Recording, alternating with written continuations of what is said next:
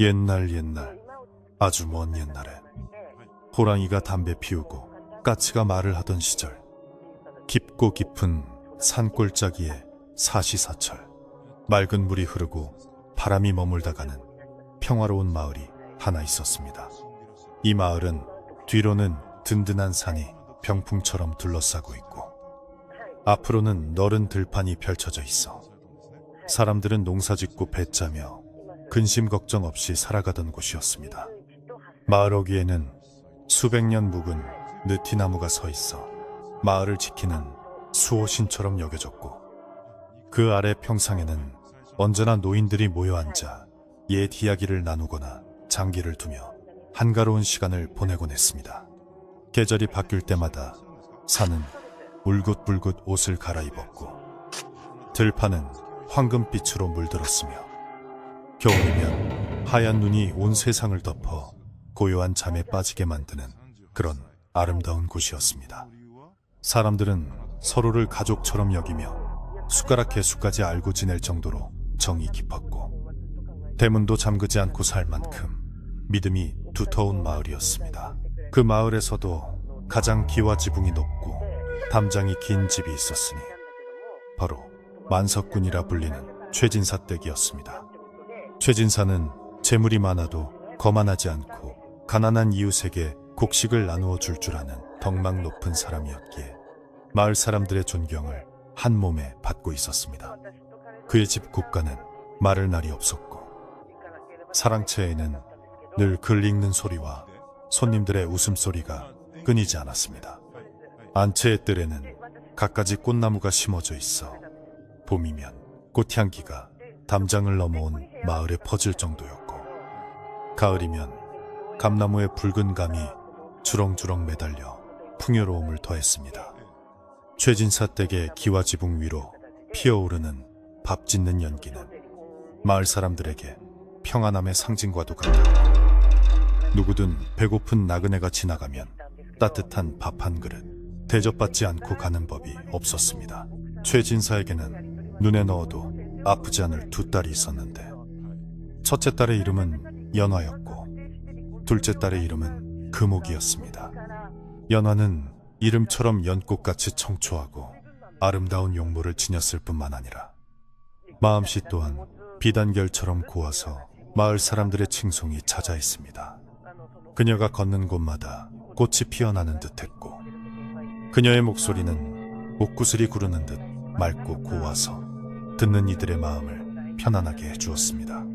연화는 아랫사람들에게도 하대하는 법이 없었으며 길가에 핀 작은 풀꽃 하나도 함부로 꺾지 않을 만큼 생명을 귀하게 여기는 성품을 지니고 있었습니다. 동네 어른들은 연화를 보며 하늘에서 내려온 선녀가 아니냐고 입을 모아 칭찬했고 최진사 부부에게는 더할 나위 없는 자랑이자 기쁨이었습니다. 반면 둘째 딸 금옥은 언니와는 사뭇 다른 모습과 성격을 지니고 있어 사람들의 안타까움을 샀습니다. 금옥은 어릴 적 앓은 열병으로 인해 얼굴 한쪽에 붉고 거친 흉터가 남게 되었는데 그 흉터 때문인지 아니면 타고난 기질 때문인지 성격이 불같이 급하고 매사에 불만이 많았습니다.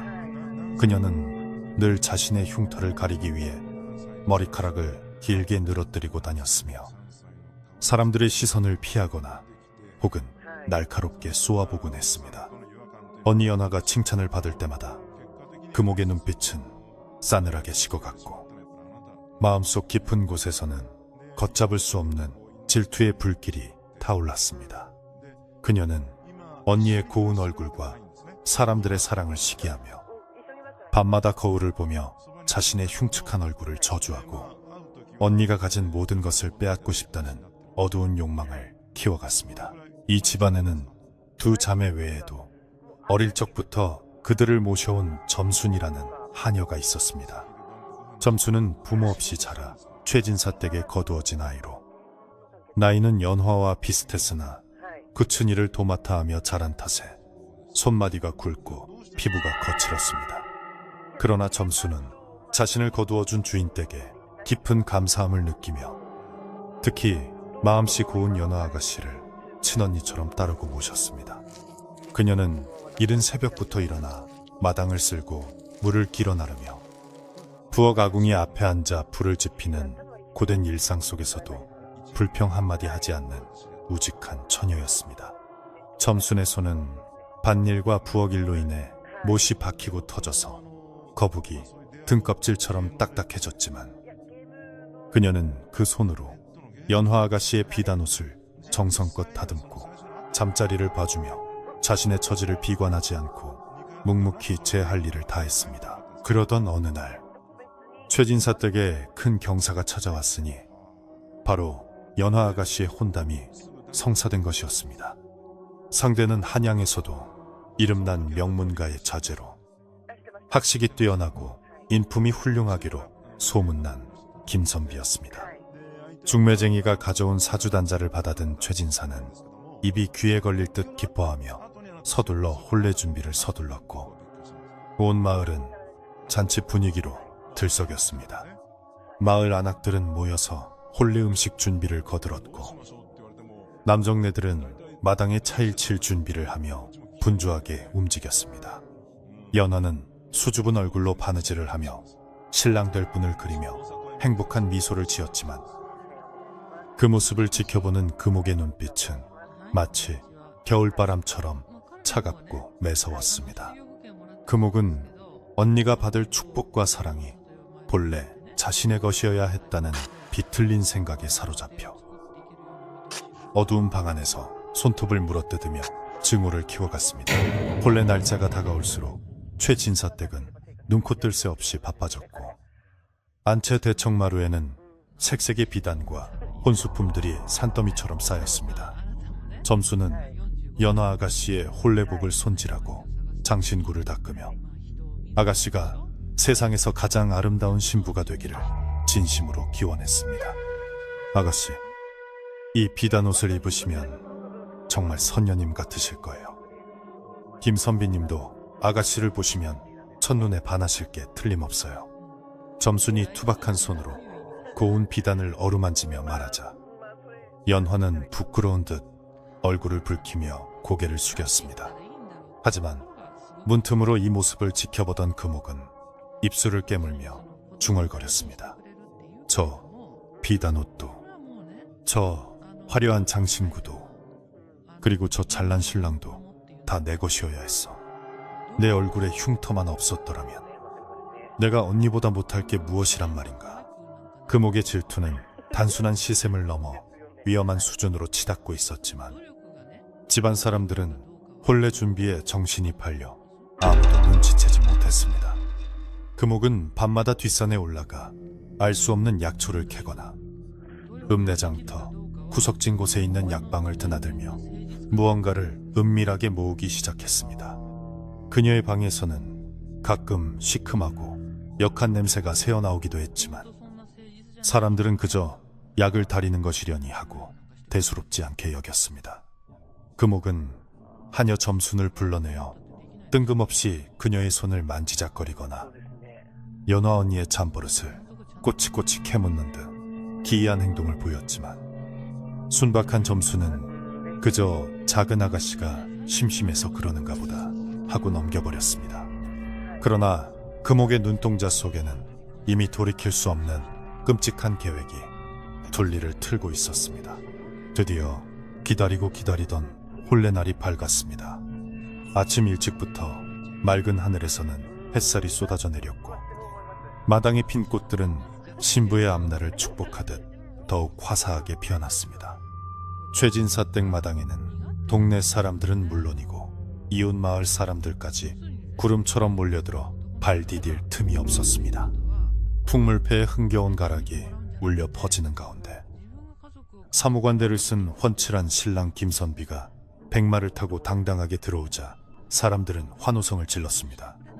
연지곤지를 찍고 족두리를 쓴 연화 아가씨가 수줍게 대청마루로 나오자 여기저기서 탄성이 터져 나왔습니다.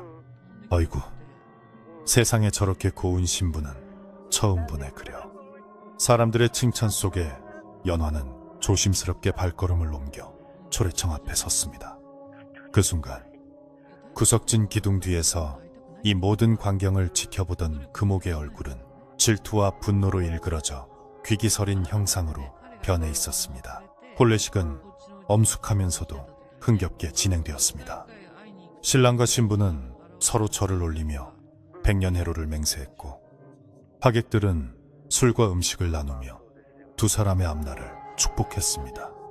잔치상은 다리가 휘어질 정도로 푸짐하게 차려졌고, 떡치는 소리와 웃음소리가 담장을 넘어 멀리까지 퍼져나갔습니다. 점수는 부엌과 마당을 가며 손님들을 대접하느라 땀을 뻘뻘 흘리면서도 행복해하는 연화 아가씨의 모습을 보며 제 일처럼 기뻐했습니다. 그러나 해가 서산으로 기울고 땅거미가 내려앉기 시작하자 잔치 분위기는 조금씩 잦아들고 묘한 정적이 감돌기 시작했습니다. 신랑과 신부가 첫날 밤을 보낼 신방으로 들어갈 시간이 다가오자 금옥은 어둠 속으로 슬그머니 사라졌습니다. 그녀의 손에는 남몰래 준비해온 작은 병이 들려 있었고, 발걸음은 소리 없이 은밀했습니다. 신방에는 원한 금침이 깔려 있었고, 은은한 촛불이 방 안을 밝히고 있었습니다. 연화는 떨리는 마음으로 신랑을 맞이할 준비를 하며 족두리를 벗고 화장을 고치고 있었습니다. 밖에서는 짓궂은 동네 총각들이 문구멍을 뚫어 훔쳐보려다 어른들에게 쫓겨나는 소란이 잠시 일었지만, 이내 밤은 깊어가고 사위는 고요해졌습니다. 창호지 문 너머로 달빛이 은은하게 비치고 가끔 바람이 불어와 풍경 소리가 댕그랑거리며 울릴 뿐이었습니다. 신랑 김선비는 잠시 밖으로 나가 손님들과 마지막 인사를 나누고 돌아오겠다며 자리를 비웠고, 연화는 홀로 방에 남겨졌습니다. 바로 그때 방문 밖에서 누군가의 기척이 느껴졌습니다. 언니, 나야. 금옥이 나지막하고 떨리는 목소리가 들려오자 연화는 아무 의심 없이 문을 열어주었습니다. 금옥은 평소와 달리 묘한 미소를 지으며 방 안으로 들어왔습니다. 그녀의 손에는 쟁반 위에 놓인 술병과 잔이 들려 있었는데, 술 냄새와 섞여 어딘가 모르게 코를 찌르는 시큼한 냄새가 났습니다. 언니, 시집 가기 전에 마지막으로 술 한 잔 올리고 싶어서 왔어. 그동안 내가 못되게 굴었던 거 다 용서해줘. 금옥의 말에 마음 약한 연화는 눈시울을 붉히며 동생의 손을 잡았습니다. 그래, 우리 동생 마음 다 안다. 이제라도 이렇게 마음을 열어주니 고맙구나.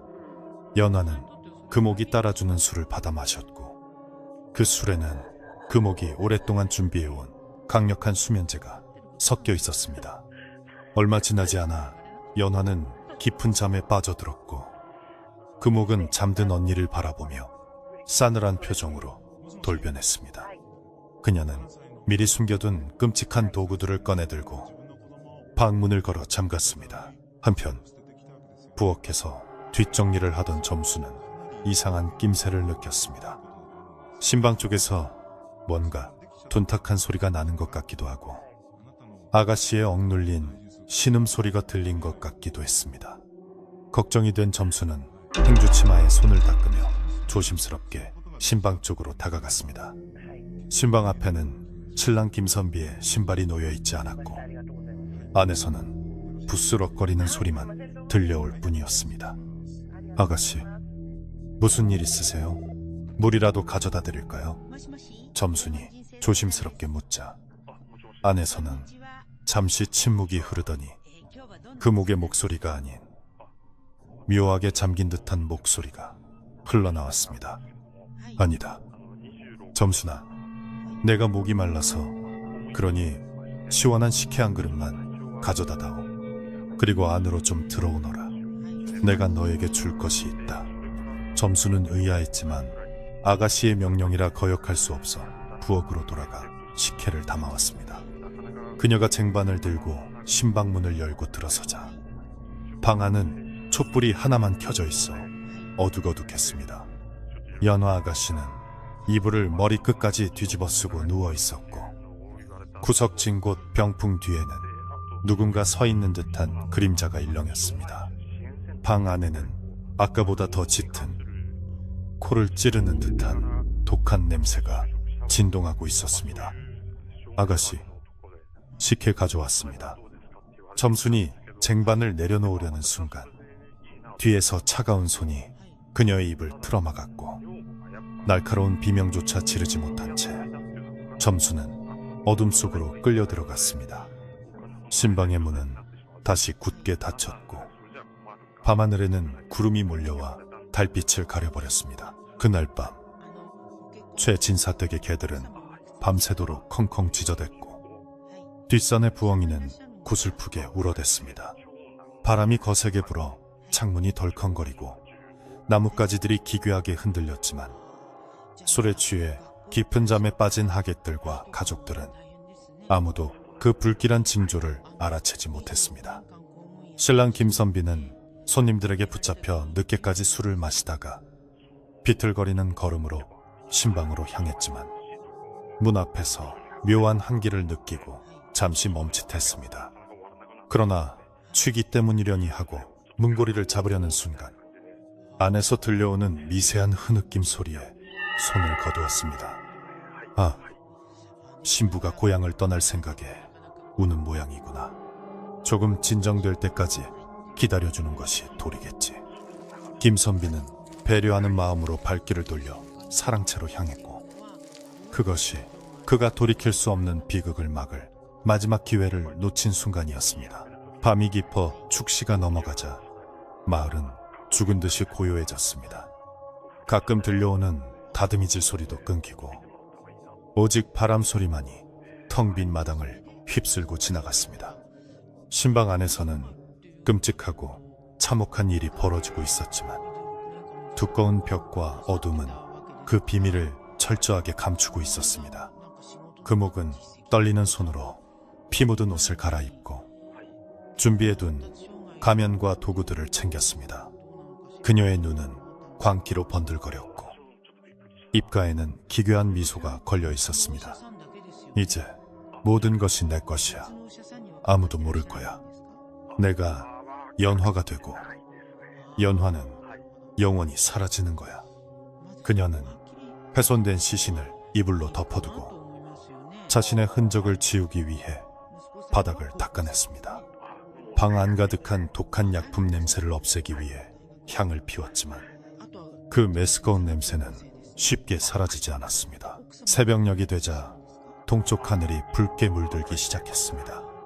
밤새 짖어대던 개들도 지쳐 잠들었고 마을은 다시 평온한 아침을 맞이하는 듯 했습니다.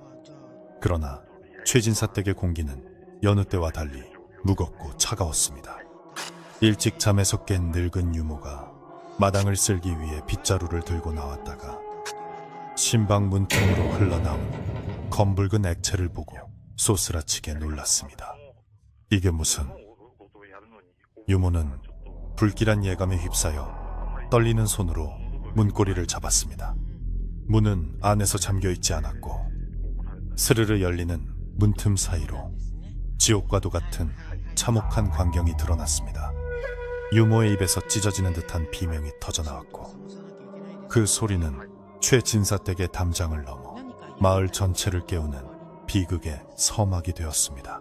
유모의 찢어지는 듯한 비명 소리는 고요하던 최진사댁의 아침을 산산조각냈고 그 소리는 담장을 넘어 잠에서 덜 깬 마을 전체를 뒤흔들었습니다. 안채에서 잠을 자던 최진사 부부는 소스라치게 놀라 버선발로 마루를 뛰어내려왔고 사랑채에 있던 하인들과 친척들도 혼비백산하여 신방 앞으로 몰려들었습니다. 문을 활짝 열어 젖힌 유모는 바닥에 주저앉아 입을 막은 채 덜덜 떨고 있었고 그 너머로 보이는 광경은 감히 눈을 뜨고 볼 수 없을 만큼 참혹하기 그지없었습니다. 방 안에는 비릿한 피냄새와 함께 코를 찌르는 시큼하고 역겨운 약품 냄새가 진동하고 있었고 원앙금침 위에는 붉은 홀레복을 입은 여인이 엎드려 있었는데 그 모습이 살아있는 사람의 것이라고는 믿기지 않았습니다. 최진사가 떨리는 손으로 여인의 어깨를 잡아 돌려 눕히자 사람들은 비명을 지르며 고개를 돌리고 말았습니다. 그토록 곱고 아름다웠던 연화 아가씨의 얼굴은 온데간데 없고 독한 약물에 타들어가 뼈와 살이 엉겨 붙은 끔찍한 형상만이 남아 있었습니다. 눈, 코, 입의 형체를 알아볼 수 없을 정도로 훼손된 얼굴은 검붉게 변해 있었고 흘러내린 진물은 고운 비단 저고리를 적시고 있었습니다. 연화야, 이게 무슨 일이냐? 내 딸 연화야. 최진사의 부인은 그 자리에서 혼절하여 쓰러졌고 집안은 순식간에 울음바다와 아수라장으로 변해버렸습니다. 누구도 감히 시신에 손을 대지 못한 채 발만 동동 구르고 있을 때 최진사는 정신을 차리려 했으며 주위를 둘러보았습니다. 김서방은 어디 있느냐? 그러나 신방 어디에도, 그리고 사랑채 어디에도 신랑 김선비의 모습은 보이지 않았습니다. 어젯밤까지만 해도 축복과 웃음이 넘쳐나던 잔치집은 하룻밤 사이에 지옥으로 변해버렸고 사람들은 공포와 슬픔에 잠겨 어찌할 바를 몰랐습니다. 최진사는 끓어오르는 분노와 슬픔을 억누르며 하인들에게 대문을 굳게 걸어 잠그고 아무도 밖으로 나가지 못하게 하라고 호통을 쳤습니다. 이 사실이 밖으로 새어나가면 우리 집안은 물론이고 죽은 아이의 명예까지 더럽혀질 것이다. 관아에 알리기 전에 먼저 김서방을 찾아야 한다. 이 끔찍한 짓을 저지르고 도망친 것이 분명하다.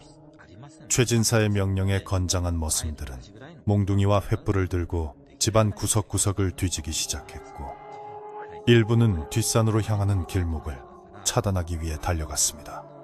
하지만 마음 한구석에서는 과연 그 점잖던 김선비가 이런 짓을 했을까 하는 의구심이 피어오르고 있었습니다. 그 시각 자신의 방에서 이 모든 소란을 듣고 있던 금옥은 이불 속에서 회심의 미소를 짓고 있었습니다.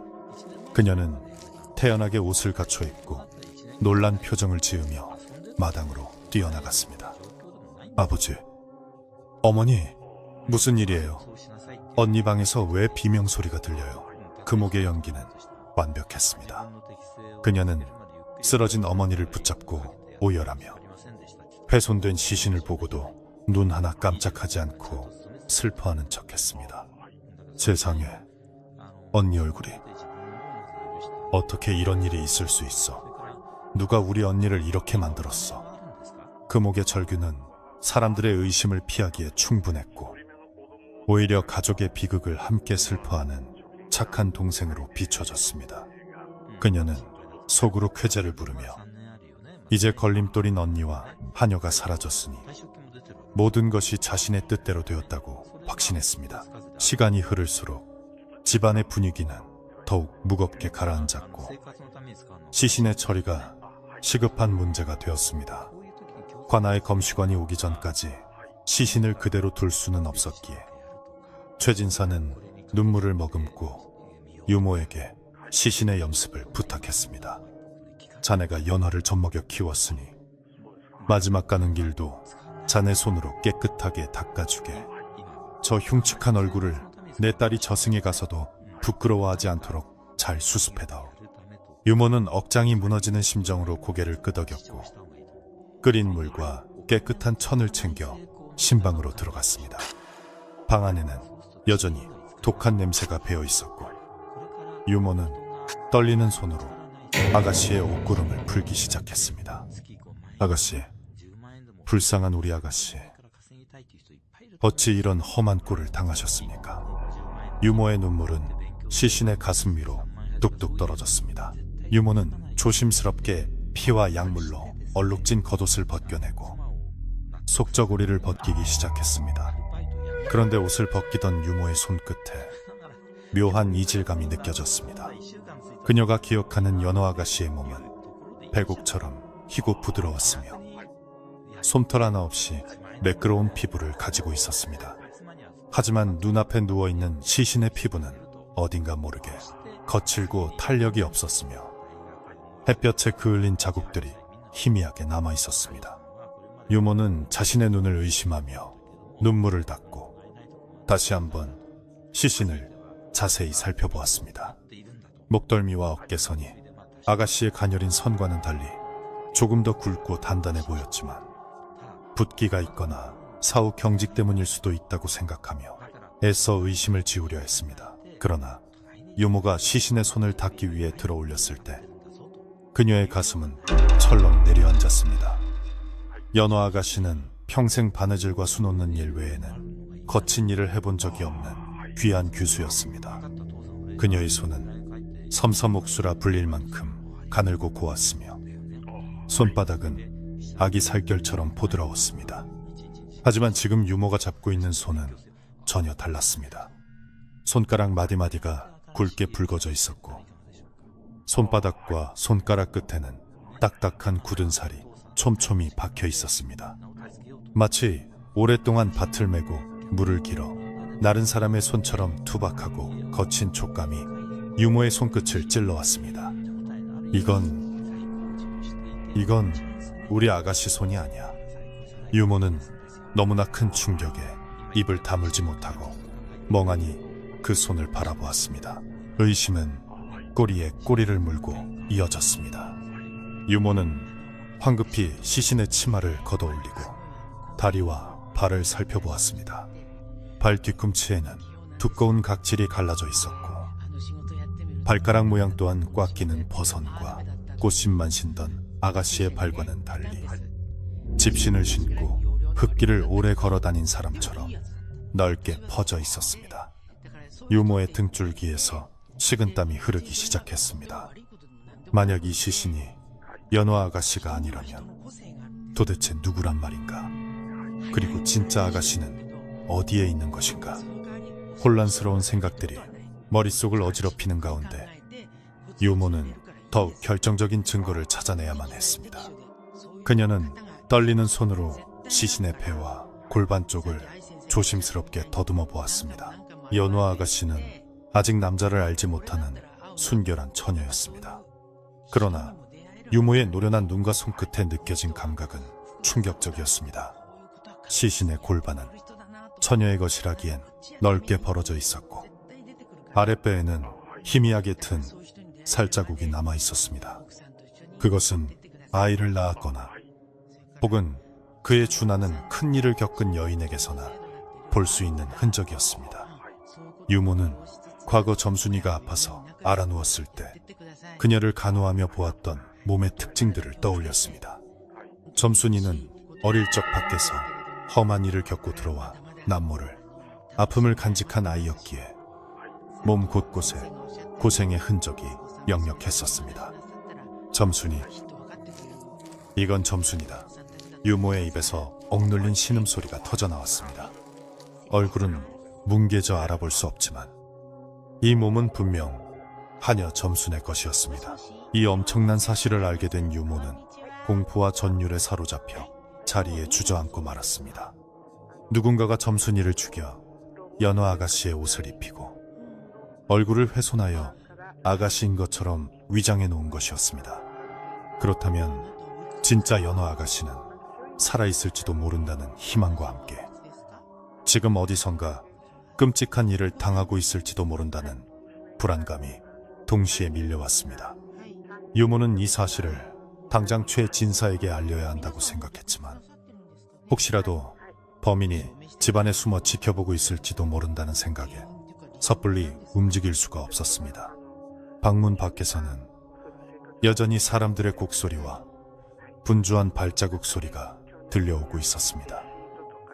유모는 깊게 심호흡을 하며 마음을 다잡았습니다. 유모는 짐짓 아무 일도 없었다는 듯이 시신을 대충 수습하여 이불로 덮어두고 방문을 열고 밖으로 나갔습니다. 그녀의 얼굴은 창백하게 질려 있었지만 사람들은 그저 아가씨의 끔찍한 죽음 때문에 충격을 받은 것이라 생각했습니다. 유모는 최진사가 있는 사랑채로 비틀거리는 걸음으로 향했습니다. 최진사는 넋이 나간 표정으로 마루에 앉아 있었고 주변에는 친척들이 모여 대책을 논의하고 있었습니다. 유모는 최진사, 앞으로 다가가 무릎을 꿇고 엎드렸습니다. 나으리, 드릴 말씀이 있습니다. 아주 중요한 일입니다. 유모의 목소리는 작았지만 뼈가 있는 단호함이 묻어 있었습니다. 최진사는 귀찮다는 듯 손을 내저으려다 유모의 결에 찬 눈빛을 보고는 주위 사람들을 물렸습니다. 무슨 일이냐? 염습은 다 끝낸 것이냐? 최진사가 힘없는 목소리로 묻자 유모는 주위를 두리번거리며 아무도 듣는 사람이 없는지 확인한 뒤 최진사에게 바짝 다가앉아 속삭였습니다. 나으리, 놀라지 말고 들으십시오. 방 안에 있는 시신은 아가씨가 아닙니다. 최진사의 눈이 휘둥그레지며 유모의 멱살을 잡을 듯이 달려들었습니다. 그게 무슨 해괴한 소리냐? 옷이며 장신구며 모두 연화 것이거늘 네가 미치지 않고서야 어찌 그런 망발을 하느냐? 최진사의 호통에도 유모는 물러서지 않았습니다. 제 목을 걸고 말씀드립니다. 저 손은 반이라고 물렸던 거친 손입니다. 그리고 목체에는 없는 아이 낳은 흔적까지 있습니다. 저 시신은 아가씨가 아니라 하녀 점순이입니다. 최진사는 망치로 머리를 얻어맞은 듯 멍한 표정으로 유모를 바라보았습니다. 유모의 말은 너무나 충격적이었지만 그녀가 연하를 친딸처럼 키워온 사람이기에 거짓을 고할 리 없다는 것을 알고 있었습니다. 그렇다면 진짜 연하는 어디에 있단 말이냐? 그리고 점순이는 왜 연하의 옷을 입고 저기에 죽어 있는 것이냐? 최진사의 목소리가 가늘게 떨렸습니다. 수수께끼는 풀리기는커녕 더욱 깊은 미궁 속으로 빠져들고 있었습니다. 누군가가 치밀하게 계획하여 점순이를 희생양으로 삼고 연하를 빼돌렸다는 결론에 도달하자 최진사의 가슴 속에는 새로운 희망과 더 큰 공포가 동시에 싹 닿습니다. 김서방이 연하를 데리고 도망친 것인가? 아니면 제3의 인물이 있는 것인가? 그때 대문 밖에서 웅성거리는 소리가 들려왔습니다. 마을 사람들 사이에는 벌써 최진사 댁에 궤변이 일어났다는 소문이 쫙 퍼져 있었습니다. 신부가 첫날 밤에 죽었다며 얼굴이 없어서 누군지도 모른다던데 신랑은 도망갔대. 뜬 소문은 눈덩이처럼 불어나 사실을 왜곡하고 있었고 집 앞에는 호기심 많은 구경꾼들이 기웃거리기 시작했습니다.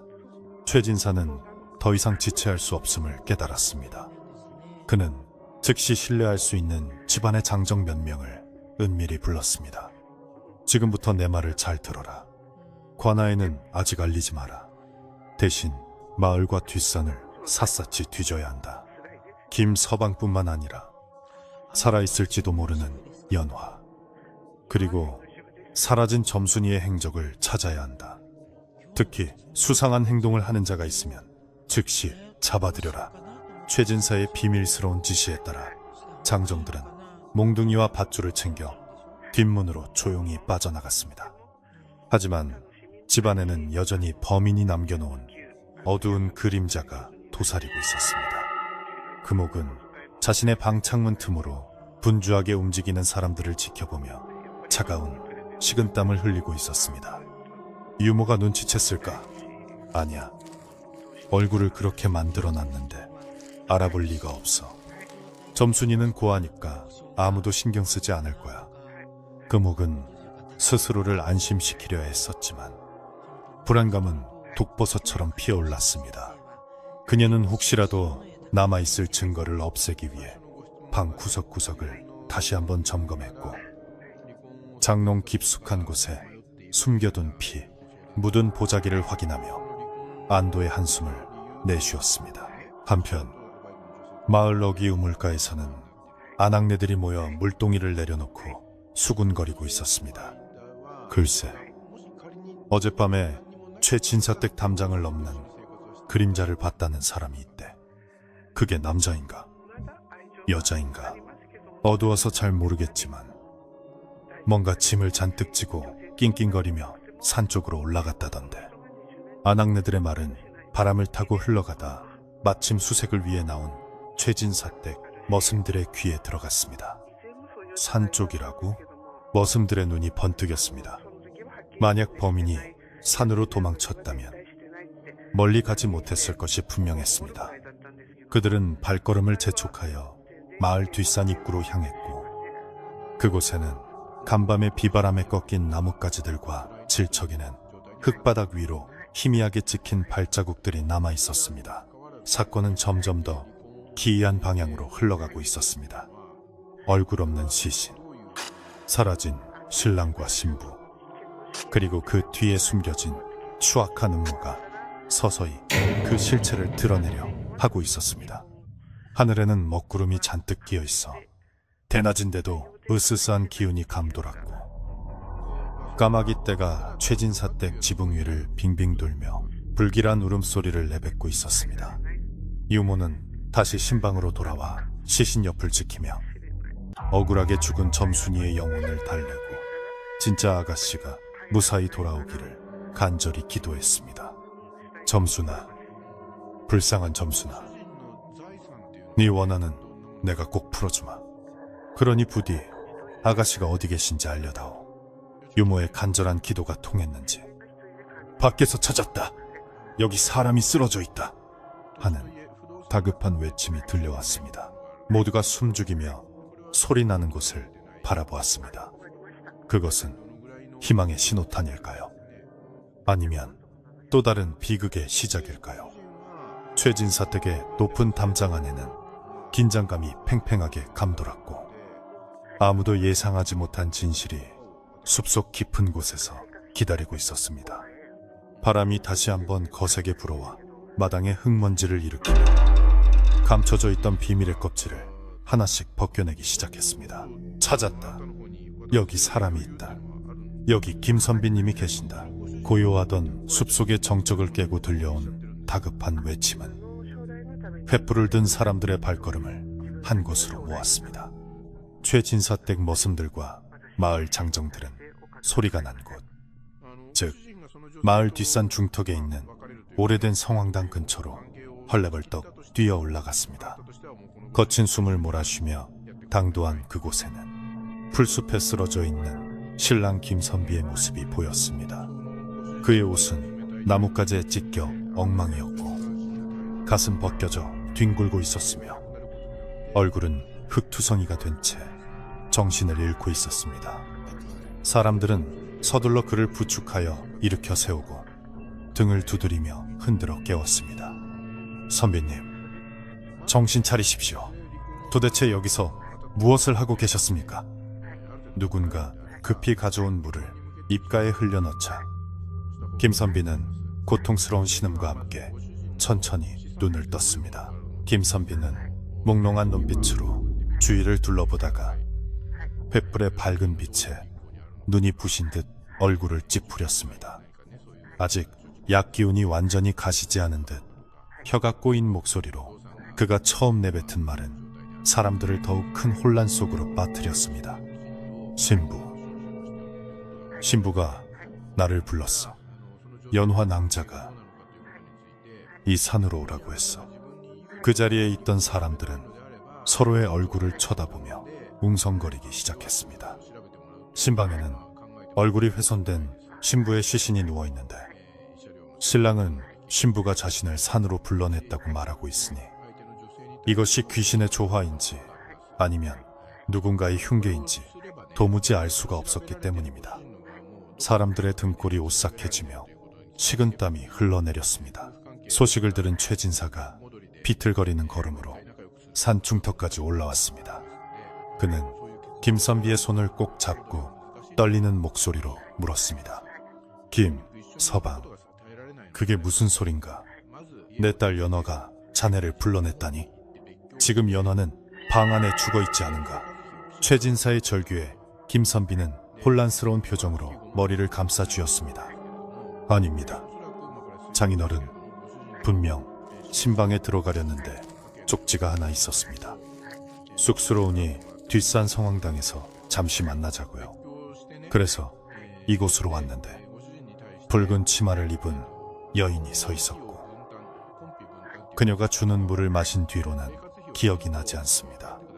김선비의 말은 구체적이었고 거짓을 말하는 사람의 눈빛이 아니었습니다. 최진사의 머릿속에서 복잡하게 얽혀있던 실타래가 하나씩 풀리기 시작했습니다. 유모의 말대로 방 안에 있는 시신이 하녀 점순이라면, 그리고 김서방을 불러낸 것이 붉은 치마를 입은 여인이라면 진짜 연화는 어디에 있는 것인가? 최진사는 끓어오르는 분노를 억누르며 차가운 이성을 되찾으려 애썼습니다. 이건 누군가의 흉계다. 점순이를 죽여 연화인 척 위장하고 김서방을 따돌린 뒤 연화를 납치해 간 것이다. 최진사의 눈빛이 매섭게 빛났습니다. 그는 즉시 머슴들에게 명령을 내렸습니다. 지금 당장 산을 포위해라. 범인은 아직 멀리 가지 못했다. 붉은 옷을 입은 여인을 찾아라. 그리고 집안 단속을 철저히 해라. 쥐새끼 한 마리도 빠져나가지 못하게 하라.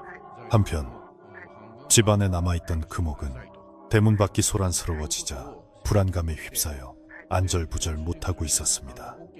김선비가 발견되었다는 소식은 삽시간에 집안으로 전해졌고 금옥의 얼굴은 사색이 되었습니다. 살아있어. 그 독한 약을 먹고도 살아있단 말이야. 금옥은 자신의 완벽했던 계획이 틀어지고 있음을 직감했습니다. 김선비가 정신을 차리고 그날 밤의 일을 증언한다면 자신을 불러낸 여인의 목소리나 채취를 기억해낼지도 모르는 일이었습니다. 게다가 눈치 빠른 유모가 시신의 정체를 의심하고 있다는 낌새도 챘습니다. 금옥은 더 이상 가만히 앉아서 기다릴 수만은 없다고 생각했습니다. 금옥은 떨리는 손으로 장롱 깊숙한 곳에 숨겨두었던 진보다리를 꺼냈습니다. 그 안에는 집안의 폐물들과 비상금, 그리고 끔찍한 범행에 사용했던 남은 약초들이 들어있었습니다. 그녀의 원래 계획은 연화 언니를 산속 동굴에 가둬두고 자신이 연화 행세를 하며 김선비와 함께 떠나는 것이었으나 이제는 모든 것이 들통날 위기에 처했습니다. 이대로 잡힐 수는 없어. 언니가 갇혀있는 곳으로 가서 언니를 확실히 처리하고 그 옷을 입고 도망치면 돼. 사람들은 내가 죽은 줄 알 테니까. 금옥의 광기는 공포를 집어삼켰고 그녀는 이성적인 판단을 할 수 없는 지경에 이르렀습니다. 금옥은 사람들이 김선비에게 정신이 팔려있는 틈을 타 몰래 뒷문을 통해 집을 빠져나왔습니다. 그녀는 사람들의 눈을 피하기 위해 검은 쓰개 치마를 뒤집었었지만 치마 속에는 만약을 대비해 챙겨나온 붉은색 홀레복의 일부가 숨겨져 있었습니다. 밤바람이 차갑게 불어와 그녀의 옷자락을 휘날렸고 하늘에는 먹구름이 몰려와 달빛을 가리며 그녀의 도주를 돕는 듯 했습니다. 금옥은 숨이 턱끝까지 차오르도록 달렸습니다. 그녀의 목적지는 어릴 적 언니와 숨바꼭질하며 놀았던 산 중턱에 버려진 숯가마터 근처 동굴이었습니다. 그곳에 진짜 연화가 손발이 묶인 채 갇혀 있었습니다. 마을 사람들과 머슴들은 횃불을 들고 산을 샅샅이 뒤지고 있었습니다. 연화 아가씨! 아가씨! 애타게 부르는 소리가 산울림이 되어 메아리 쳤지만 돌아오는 것은 짐승들의 울음소리뿐이었습니다. 그때 산등성이를 수색하던 한 젊은이가 소리쳤습니다. 저기 봐! 저쪽 바위 틈에 뭔가가 움직였어. 사람들의 시선이 일제히 그가 가리키는 곳으로 쏠렸습니다. 희미한 달빛 아래 검은 천을 뒤집어 쓴 누군가가 험한 산길을 기어오르듯 빠르게 도망치고 있었습니다. 바람에 쓰개 치마가 펄럭이자 그 안에서 붉은 옷자락이 언뜻 보였습니다. 저거다. 붉은 옷을 입은 여인이다. 잡아라. 저 여자가 범인이다. 머슴들이 고함을 지르며 도망치는 여인의 뒤를 쫓기 시작했습니다. 금옥은 뒤에서 들려오는 고함 소리에 기겁하며 더욱 속도를 높였습니다. 가시덤불이 그녀의 다리를 핥히고 돌부리에 걸려 넘어지기도 했지만 그녀는 고통을 느낄 겨를조차 없었습니다. 잡히면 끝이라는 공포가 그녀를 미친 듯이 내달리게 만들었습니다. 그녀는 숨겨둔 연화에게 가기 위해 필사적으로 발버둥 쳤지만 산세는 험했고 그녀의 체력은 바닥을 드러내고 있었습니다. 게다가 좁혀오는 포위망은 그녀를 점점 막다른 길로 몰아넣고 있었습니다. 쫓고 쫓기는 추격자는 깊은 밤 산속을 공포의 도가니로 몰아넣었습니다. 횃불의 행렬이 마치 거대한 뱀처럼 산을 휘감으며 올라갔고 금옥은 독 안에 든 쥐꼬리 되어가고 있었습니다. 그녀는 방향을 틀어 사람들이 잘 모르는 벼랑 쪽 샛길로 접어들었습니다. 그곳은 낭떠러지가 있어 위험하지만 추격자들을 따돌릴 수 있는 유일한 길이었습니다. 하지만 밤눈이 어두운 금옥에게 그 길은 죽음으로 가는 길이나 다름없었습니다. 발을 헛디딜 뻔한 아찔한 순간들이 계속되었고 그녀의 거친 숨소리는 바람 소리에 묻혀 흩어졌습니다. 글씨가 집안에 있던 유모는 불안한 마음에 연화 아가씨의 방을 다시 한번 살피고 있었습니다. 그러다 문득 금옥 아가씨의 방이 너무 조용하다는 것을 깨달았습니다. 평소 예민하여 작은 소리에도 깨어나던 금옥이 이 난리통에 코빼기도 비치지 않는 것이 이상했습니다. 유모는 조심스럽게 금옥의 방문을 열었습니다. 방 안은 텅 비어 있었고 장롱문이 활짝 열린 채 옷가지들이 어지럽게 널려 있었습니다. 유모의 뇌리에 번개처럼 스치는 생각이 있었습니다. 설마 금옥 아가씨가... 유모는 소스라치게 놀라며 마당으로 뛰쳐나가 소리쳤습니다. 나으리, 금옥 아가씨가 없어졌습니다. 방이 텅 비었어요. 유모의 외침은 전령을 통해 산속에 있는 최진사에게 전해졌습니다. 뭐라고? 금옥이가 없어졌다고? 최진사는 하늘이 무너지는 듯한 충격을 받았습니다. 착하고 얌전한 줄만 알았던 둘째 딸이, 그리고 몸이 약해 바깥 출입도 잘하지 않던 아이가 이 밤중에 사라졌다니 믿을 수가 없었습니다. 하지만 모든 정황이 가리키는 방향은 단 한 곳이었습니다. 최진사는 떨리는 다리를 붙잡고 소리쳤습니다. 그 도망가는 여인이 금옥일 수도 있다. 다치지 않게 생포해야 한다. 내 딸이다. 내 딸이라고! 아버지의 비통한 외침이 산속에 울려 퍼졌지만 이미 사태는 걷잡을 수 없이 흘러가고 있었습니다. 벼랑 끝으로 몰린 금옥은 더 이상 갈 곳이 없음을 깨닫고 멈춰섰습니다.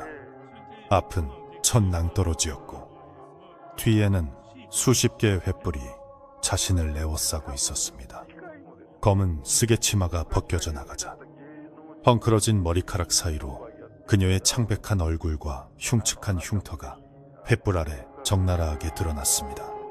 그녀는 붉은 치마를 입고 있었지만 그것은 연화의 고운 자태와는 거리가 먼 기괴하고 섬뜩한 모습이었습니다.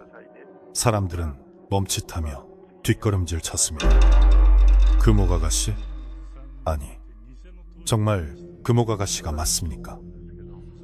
머슴 중 하나가 믿을 수 없다는 듯 물었습니다. 금옥은 주위를 둘러보며 섬뜩한 웃음을 터뜨렸습니다. 하하하, 그래, 나다. 내가 그랬다. 왜 나는 안 되는 건데? 그녀의 눈은 이미 제정신이 아니었습니다. 질투와 욕망의 눈이 먼 그녀는 자신의 죄를 뉘우치기는커녕 세상을 향한 원망을 쏟아내기 시작했습니다. 언니는 모든 걸 다 가졌잖아.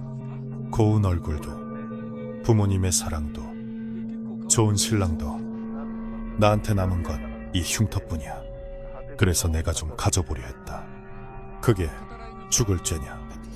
금옥의 절규 섞인 외침은 밤하늘을 찢을 듯 날카로웠습니다. 그녀의 손에는 어느새 품속에서 꺼낸 날카로운 비녀가 들려 있었고 누구든 다가오면 찌를 듯한 기세였습니다. 최진사가 인파를 해치고 앞으로 나섰습니다. 딸의 끔찍한 모습을 본 아버지는 가슴을 치며 통곡했습니다. 금옥아, 네가 어찌 이런 짓을? 네 언니는 어디 있느냐? 제발 연어가 살아있다고 말해다오. 아버지의 눈물, 어린 호소에도 금옥은 차가운 미소를 거두지 않았습니다. 언니? 글쎄, 아마 지금쯤 춥고 어두운 곳에서 나를 기다리고 있겠지. 내가 언니 가면을 쓰고 신랑이랑 떠나면 언니는 거기서 영원히 썩어가는 거야. 금옥의 말에 사람들은 경악을 금치 못했습니다. 이것은 인간이 할 수 있는 짓이 아니었습니다. 악귀가 쉬지 않고서야 친자매에게 이토록 잔인할 수는 없었습니다. 그때 김선비가 비틀거리며 앞으로 나왔습니다. 그는 분노와 연민이 뒤섞인 눈빛으로 금옥을 바라보았습니다. 처제, 어찌하여 이런 끔찍한 일을 꾸몄소? 부디 연화 낭자가 있는 곳을 알려주시오. 아직 늦지 않았소. 김선비의 간곡한 설득에 금옥의 눈동자가 잠시 흔들렸습니다. 그녀는 김선비를 짝사랑했기에 그의 목소리에 아주 잠시나마 이성이 돌아오는 듯 했습니다. 하지만 이내 그녀의 표정은 다시 일그러졌습니다. 늦었어. 이미 다 끝났어. 당신은 내 것이 되어야 했어. 언니만 없었으면 당신은 나를 사랑했을 거야. 금옥은 비녀를 자신의 목에 겨누며 사람들을 위협했습니다. 오지마. 다가오면 혀를 깨물고 죽어버릴 거야. 대치 상황이 길어지자 빗방울이 하나둘 떨어지기 시작했습니다. 차가운 비는 횃불을 위태롭게 흔들었고 사람들의 옷을 적셨습니다. 최진사는 빗물인지 눈물인지 모를 것으로 얼굴이 뒤범벅된 채 딸에게 애원했습니다. 금호가 제발, 아비가 잘못했다. 너를 더 살피지 못한 내 죄다. 그러니 제발 멈추어다오. 그러나 금옥은 이미 돌아올 수 없는 강을 건넌 사람처럼 보였습니다. 그녀는 뒷걸음질 치며 벼랑 끝으로 더욱 다가갔습니다. 바람이 거세게 불어와 그녀의 몸이 휘청거렸습니다. 바로 그때 어디선가 안 돼! 하는 비명소리와 함께 누군가가 금옥을 향해 몸을 날렸습니다. 그것은 점순이의 억울한 죽음을 밝혀낸 늙은 유모였습니다. 유모는 노구를 이끌고 산까지 따라 올라와 숨어서 지켜보다가 금옥이 자결하려는 김새를 보이자 앞뒤 재지 않고 뛰어든 것입니다. 유모와 금옥이 뒤엉켜 바닥에 넘어졌고 그 틈을 타 머슴들이 달려들어 금옥을 제압했습니다. 놔! 이거 놓지 못해! 금옥은 짐승처럼 울부짖으며 발버둥쳤지만 건장한 장정들의 힘을 당해낼 수는 없었습니다. 결국 금옥은 포승줄에 꽁꽁 묶인 채 무릎을 꿇리게 되었고 그녀의 흉악한 범죄 행각은 만천하에 드러나게 되었습니다. 최진사는 털썩 주저앉아 묶인 딸을 바라보았습니다. 분노보다는 슬픔과 허망함이 그를 덮쳤습니다. 하지만 아직 끝난 것이 아니었습니다. 가장 중요한 연화의 생사가 확인되지 않았기 때문입니다. 최진사는 쉰 목소리로 금옥에게 물었습니다. 마지막으로 묻겠다. 연화는 어디 있느냐? 네 언니는 살아있느냐? 금옥은 고개를 푹 숙인 채 아무 말도 하지 않았습니다. 그녀의 침묵은 사람들의 속을 태웠습니다. 그때 김선비가 금옥이 떨어뜨린 진보다리를 뒤지다가 흙이 묻은 낡은 열쇠, 꾸러미를 발견했습니다. 이것은 예전에 쑥 굽던 가마토의 열쇠가 아닙니까? 김선비의 말에 머슴 중 하나가 무릎을 쳤습니다. 맞습니다. 뒷산 너머에 폐쇄된 쑥가마가 있습니다. 어릴 때 아가씨들이 거기서 숨바꼭질하며 놀곤 했습니다. 희망의 빛이 보이기 시작했습니다. 사람들은 금옥을 감시할 인원만 남겨두고 횃불을 들고 쑥가마 터로 달리기 시작했습니다. 비바람은 더욱 거세졌지만 그들의 발걸음을 막을 수는 없었습니다. 제발 살아만 있어다오. 제발 늦지 않았기를. 모두의 간절한 염원이 빗줄기를 뚫고 어두운 산길을 밝혔습니다. 저 멀리 검은 아가리를 벌린 듯한 숫가마의 입구가 희미하게 보이기 시작했습니다. 과연 연화 아가씨는 그곳에 살아있을까요? 아니면 이미 금옥의 손에 비극을 맞이했을까요? 거친 숨소리와 빗소리만이 가득한 산속, 굳게 닫힌 숫가마의 문 앞에는 무거운 침묵만이 감돌고 있었습니다.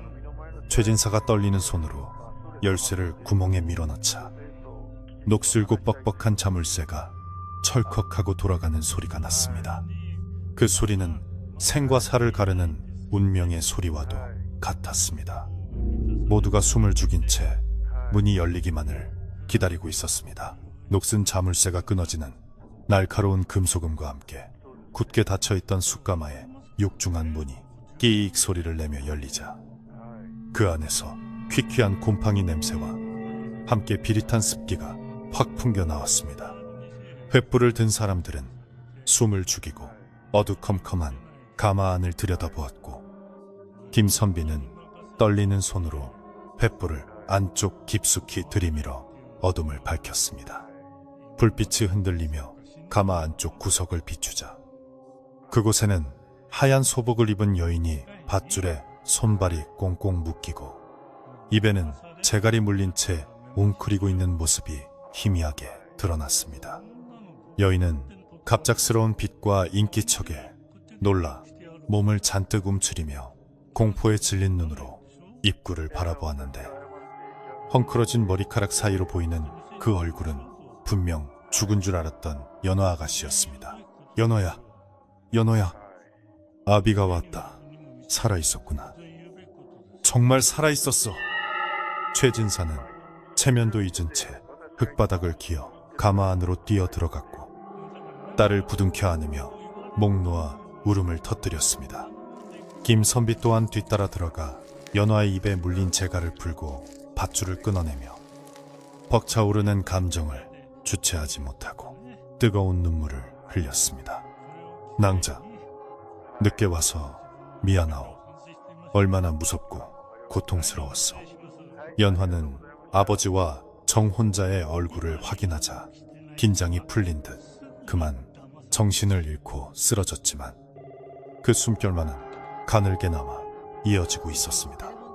밖에서 초조하게 기다리던 마을 사람들과 머슴들은 만세, 아가씨가 살아계신다 하며 환호성을 질렀고 빗줄기 속에서도 그들의 얼굴에는 기쁨과 안도의 눈물이 흘러내렸습니다. 최진사와 김선비는 탈진한 연화를 조심스럽게 업고 산을 내려오기 시작했고 그 뒤를 횃불을 든 행렬이 따르며 어두운 산길을 환하게 밝혔습니다.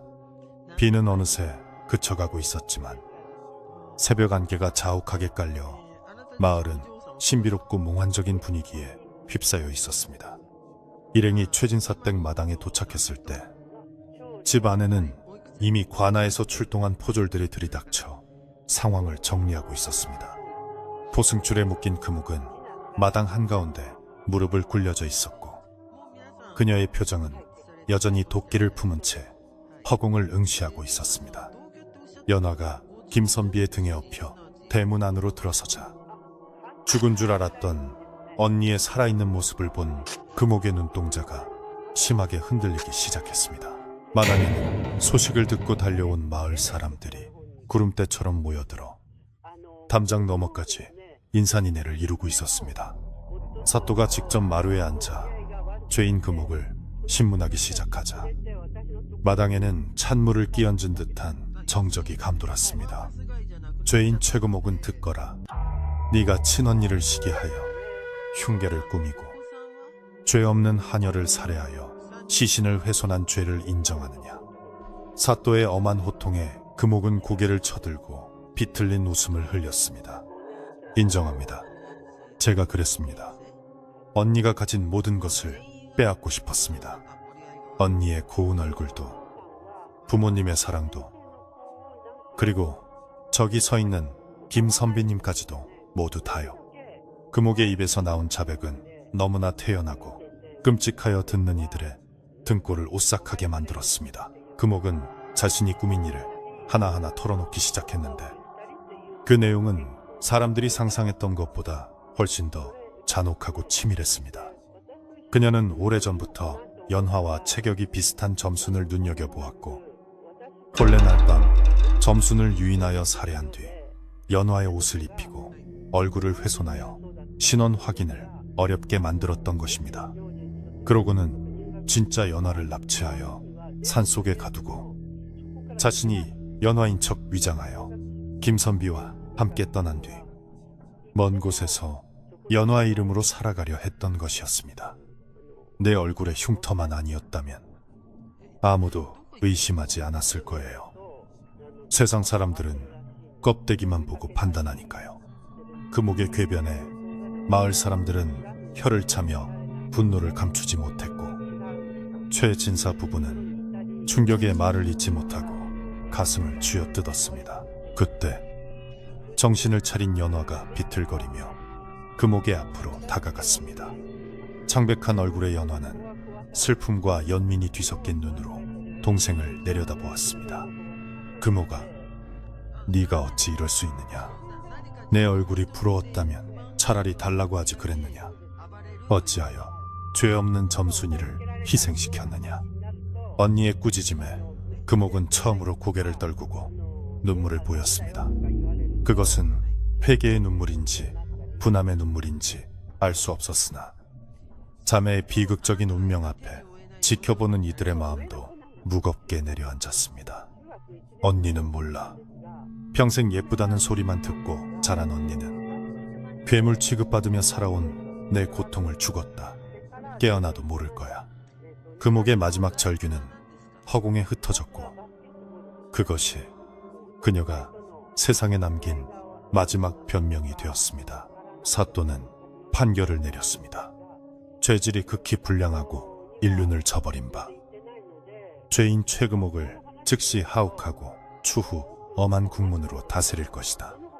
포졸들이 금옥을 일으켜 세워 끌고 나가자 금옥은 뒤를 돌아보지 않고 끌려갔습니다.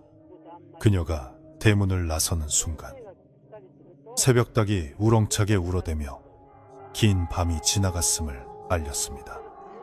최진사는 떠나는 딸의 뒷모습을 보며 오열했고 부인은 그 자리에 실신하여 하인들의 등에 엎려 안채로 옮겨졌습니다. 마을 사람들은 끔찍한 살인귀가 사라진 것에 안도하면서도 한 집안이 풍비박산 난 것에 대해 안타까워하며 웅성거렸습니다. 하지만 죄는 미워하되 사람은 미워하지 말라는 옛말처럼 누구 하나 돌을 던지는 사람은 없었습니다. 사건의 전무가 밝혀지고 범인이 잡혀갔지만 최진사 댁에는 해결해야 할 슬픈 일이 남아 있었습니다. 바로 억울하게 죽은 하녀 점순의 시신을 수습하는 일이었습니다. 최진사는 눈물을 닦으며 하인들에게 명했습니다. 점순이는 우리 집안의 은인이자 또 다른 딸이다. 비록 하녀 신분이었으나 장례만큼은 양반집 규수 못지않게 성대하게 치러주어라. 양지 바른 곳에 갯자리를 쓰고 49제를 지내 그녀의 넋을 위로할 것이다. 주인 어른의 따뜻한 배려에 하인들은 감동하여 눈물을 흘렸고 마을 사람들 또한 점순의 안타까운 죽음을 애도하며 장례 준비를 돕기 위해 팔을 걷어붙이고 나섰습니다. 날이 완전히 밝아오자 집안 곳곳에 남아있던 끔찍한 흔적들을 지우는 작업이 시작되었습니다. 하녀들은 신방에 피 묻은 이불과 집기들을 모두 꺼내 태우고 쑥물을 우려내어 방 구석구석을 닦아냈습니다. 소금을 한 짐 가져와 마당과 대문 앞에 뿌리며 부정을 씻어냈고 향을 피워 독한 약품 냄새와 피비린내를 없애려 노력했습니다. 아니, 나쁜 귀신은 물러가고 복만 들어오너라. 노비들이 주문을 외우며 빗자루질을 할 때마다 지난밤의 악몽도 조금씩 씻겨 내려가는 듯했습니다. 비록 기둥과 마루에 벤 깊은 상처는 쉽게 지워지지 않겠지만 사람들의 노력으로 집은 서서히 예전의 정갈한 모습을 되찾아가고 있었습니다. 김선비는 연화의 곁을 지키며 그녀가 안정을 되찾을 때까지 한시도 떠나지 않았습니다. 그는 놀란 가슴을 진정시키지 못하는 연화의 손을 꼭 잡고 위로했습니다. 낭자, 이제 모든 것이 끝났소. 악몽은 지나갔고 우리는 다시 시작할 수 있어.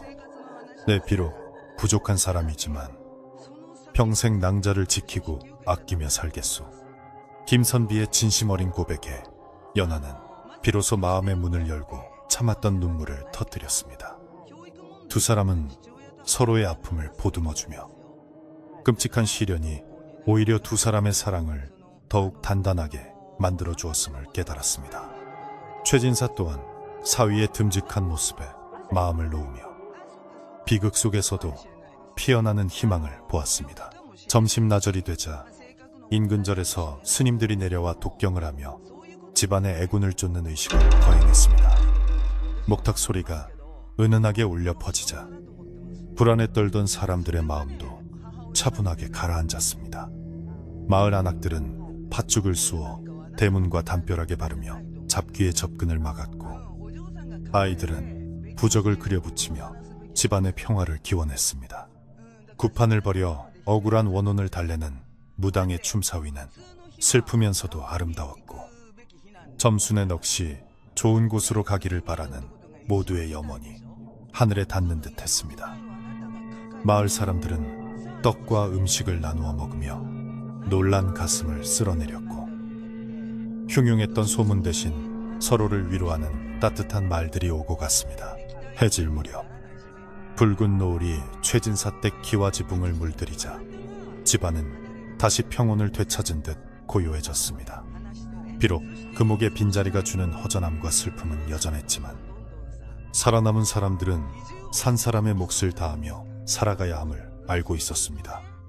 최진사는 사랑채에 앉아 먼 산을 바라보며 긴 한숨을 내쉬었습니다. 탐욕과 질투가 불러온 비극은 뼈아픈 교훈을 남겼지만 그 속에서도 가족의 사랑과 이웃의 정이 살아있음을 확인한 하루였습니다. 이제 밤이 오면 다시 어둠이 찾아오겠지만 그 어둠은 더 이상 공포가 아닌 휴식과 치유의 시간이 될 것이라 믿으며 최진사는 조용히 눈을 감고 생각에 잠겼습니다. 시간은 흐르는 강물과 같아서 아무리 큰 슬픔과 비극이 닥쳐와도 결국은 모든 것을 싣고 바다로 흘러가기 마련입니다. 최진사 댁을 덮쳤던 그 끔찍하고 처참했던 밤의 기억도 계절이 바뀌고 해가 거듭되면서 서서히 잊혀가기 시작했습니다. 봄이 가고 무더운 여름이 지나 다시 선선한 바람이 부는 가을이 찾아오자 마을 뒷산은 언제 그랬냐는 듯 붉은 단풍으로 곱게 물들었고 들판의 곡식들은 황금빛으로 고개를 숙였습니다. 자연은 인간의 비극과는 상관없이 늘 그 자리에서 묵묵히 제 할 일을 하며 상처 입은 사람들의 마음을 말없이 위로해주고 있었습니다. 마을 사람들은 다시 일상으로 돌아와 논밭을 갈고 배를 짜며 가끔 술잔을 기울일 때면 지난날의 일을 안주 삼아 이야기하곤 했지만 그 목소리에는 이제 공포보다는 연민과 교훈이 담겨 있었습니다. 최진사 댁 가족들은 억울하게 희생된 하녀 점순을 위해 마을에서 가장 양지 바르고 볕이 잘 드는 언덕에 묘를 써주었습니다. 최진사는 비석에 의로운 딸 점순의 묘라고 새겨넣어 그녀가 단순한 하녀가 아니라 가족의 일원이었음을 분명히 했습니다. 장례식 날 연화 아가씨는 상복을 입고 점순의 무덤 앞에 엎드려 오열했습니다. 점순아, 미안하다. 나 때문에 네가 험한 꼴을 당했구나. 다음 생에는 부디 좋은 집안의 귀한 딸로 태어나 호강하며 살거라. 내 평생 너의 은혜를 잊지 않고 매년 제사를 모시마. 연하의 진심 어린 통곡에 모여있던 마을 사람들도 함께 눈물을 흘렸고 하늘에서도 보슬비가 내려와 점순의 마지막 가는 길을 적셔주었습니다. 그 후로도 연하는 틈만 나면 점순의 묘를 찾아가 꽃을 심고 잡초를 뽑으며 그녀를 추모했습니다. 죄를 지은 금옥에 대한 처분은 나라의 법도에 따라 엄중하게 내려졌지만 가족들에게는 영원히 지울 수 없는 아픈 손가락으로 남았습니다. 관하로 압송된 금옥은 결국 먼 섬으로 유배를 떠나게 되었고 다시는 고향 땅을 밟지 못하는 신세가 되었습니다. 최진사 부부는 딸을 제대로 가르치지 못한 죄책감에 시달리며 한동안 두문불출했으나 남은 딸 연화와 사위 김선비를 보며 힘을 내어 다시 일어섰습니다. 부인은 매일 새벽 정화수를 떠놓고 비운의 딸 금옥이 그곳에서라도 개과천선하여 마음의 평화를 얻기를, 그리고 죽은 점순이 좋은 곳으로 가기를 간절히 빌었습니다. 그러한 어머니의 정성 덕분인지 집안을 감돌던 무거운 공기는 조금씩 걷히고 다시 따스한 햇살이 마당 깊숙이 들어오기 시작했습니다. 집안의 흉한 기운을 씻어내기 위해 최진사는 대대적인 집수리를 단행했습니다. 끔찍한 사건이 있었던 신방은 헐어내고 그 자리에 아담한 정자를 지어 가족들이 모여 차를 마시고 담소를 나눌 수 있는 공간으로 만들었습니다. 정자 주변에는 대나무와 소나무를 심어 사계절 내내 푸르름을 잃지 않도록 했고 연못을 파서 비단잉어를 풀어놓으니 집안 분위기가 한결 밝고 생기 있게 변했습니다. 더 이상 그곳은 공포의 장소가 아니라 가족의 화합과 치유를 상징하는 곳이 되었습니다. 마을 사람들도 새로 단장한 최진사 댁을 보며 이제야 예전의 만석군 집담내 복이 다시 들어오겠어 하며 덕담을 건넸습니다. 죽음의 문턱에서 돌아온 연화 아가씨는 예전에 연약하고 수줍기만 하던 규수가 아니었습니다. 큰 시련을 겪고 난 뒤 그녀는 더욱 단단하고 성숙한 여인이 되어 있었습니다. 그녀는 집안의 안주인으로서 어머니를 도와 살림을 알뜰히 꾸려나갔고 아랫사람들을 더욱 너그럽고 따뜻하게 대했습니다. 특히 자신을 대신해 죽은 점순을 생각하며 집안의 하인들에게 맛있는 음식을 자주 대접하고 그들의 고충을 귀담아 들어주었습니다. 사람이 귀한 줄 알아야 한다. 신분이 낮다고 하여 함부로 대해서는 안 된다. 연화는 항상 입버릇처럼 말하며 실천했고 덕분에 최진사댁 하인들은 주인댁을 하늘처럼 받들며 진심으로 충성을 다했습니다. 김선비는 그런 연화의 곁을 묵묵히 지키며 든든한 버팀목이 되어주었습니다. 그는 과거 급제의 뜻을 두기보다는 처가에 머물며 장인어른을 도와 농사일을 배우고 마을 아이들에게 글을 가르치는 일에 전념했습니다. 화려한 벼슬길보다 사랑하는 아내와 가족의 곁에서 평범한 행복을 누리는 것이 더 소중하다는 것을 깨달았기 때문입니다. 김선비는 낮에는 밭에서 땀 흘려 일하고 밤에는 연화와 함께 마루에 앉아 시를 읽거나 별을 헤며 오순도순 이야기를 나누었습니다. 두 사람의 모습은 마치 한 쌍의 원앙처럼 다정해 보여 보는 이들로 하여금 저절로 미소 짓게 만들었습니다. 비록 화려한 혼례식은 다시 치르지 않았지만 두 사람은 매일매일 서로의 눈을 바라보며 사랑을 확인하는 것으로 그 어떤 혼례보다 깊은 인연을 맺어가고 있었습니다. 어느덧 사건이 있은 지 1년이 지나고 점순의 첫 기일이 돌아왔습니다. 최진사댁에서는 마을 잔치를 방불케 할 정도로 많은 음식을 장만하여 제사상을 차렸습니다. 떡과 과일, 고기와 전이 산더미처럼 쌓였고 향내 그윽한 술이 제주로 올려졌습니다. 마을 사람들도 저마다 풋고추나 호박 같은 소박한 재물을 들고 찾아와 점순의 넋을 위로했습니다. 제사가 끝난 뒤에는 모든 음식을 마을 사람들과 나누어 먹으며 슬픔을 나누면 반이 되고 기쁨을 나누면 배가 된다는 옛말을 실천했습니다.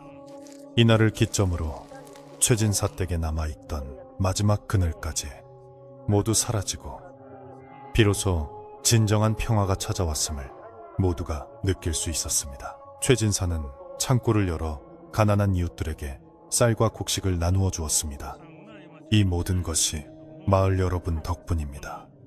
우리 집안의 불행을 남의 일처럼 여기지 않고 도와주셔서 감사합니다. 최진사의 덕행은 인근 고을까지 소문이 났고 사람들은 그를 살아있는 부처라고 칭송했습니다. 최진사는 재물이라는 것이 있다가도 없고 없다가도 있는 것이며 결국 남는 것은 사람의 마음뿐이라는 것을 뼈저리게 느꼈습니다. 그는 남은 생을 베풀며 살기로 결심했고 그의 선행은 자식들에게도 큰 가르침이 되어 대대로 이어지는 가풍이 되었습니다. 저녁이 되면 최진사댁 굴뚝에서는 구수한 밥 짓는 냄새와 된장국 끓이는 냄새가 피어올라 마을 어귀까지 퍼져나갔습니다. 타닥타닥 장작 타는 소리와 함께 사랑채에서 들려오는 글 읽는 소리, 안채에서 들려오는 다듬이질 소리는 평화로운 산골 마을의 정겨운 풍경을 완성했습니다.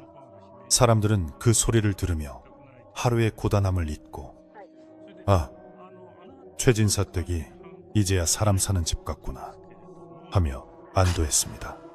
더 이상 밤이 무섭지 않았고 어둠 속에서 들려오는 바람 소리도 귀신 꿈소리가 아닌 자연의 자장가로 들렸습니다. 보름달이 휘영청 밝은 어느 가을밤, 연화와 김선비는 새로 지은 정자에 마주 앉아 찻잔을 기울이고 있었습니다.